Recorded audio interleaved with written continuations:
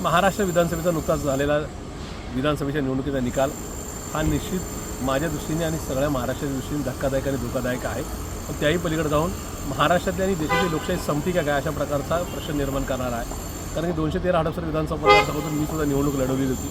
निवडणुकीचा एकूणच 20-25 दिवसाचा टेम्पो पाहता शेवटच्या 4-5 दिवसातला मतदारांच्या मनातला संतप्त सवाल, नाराजी या सगळ्या गोष्टी लक्षात घेता विद्यमान आमदार हे 30 ते 40 हजार मताच्या फरकाने पडतील अशा प्रकारचं चित्र होतं. राज्यातल्या विविध खात्यांचा आलेला अंदाज, वेगवेगळ्या सर्वे एजन्सीचा आलेला अंदाज, माध्यमांनी माझ्या विजयाच्या संदर्भात दाखवलेला अंदाज, या सगळ्या गोष्टी बाजूला ठेवून या ठिकाणी माझा 7,000 मतांनी पराभव झालेला आहे.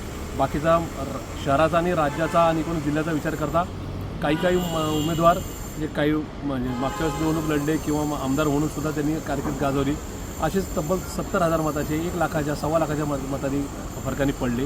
हे निश्चित EVM मशीनमध्ये घोटाळा हे सिद्ध करणारं आहे.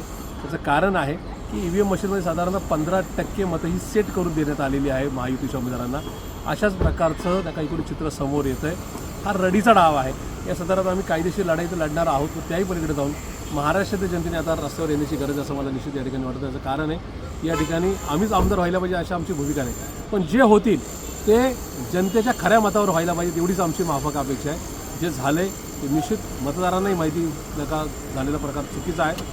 उमेदवारांच्या न निघालेल्या मिरवणुका ज्या थोड्याफार निघाल्या त्याच्यामध्ये नागरिकांनी दाखवलेली उदासीनता हे एकूणच हा निकाल हा खोटारडा आहे आणि रडीचा डाव खेळणार आहे हे निश्चित सिद्ध करणार आहे.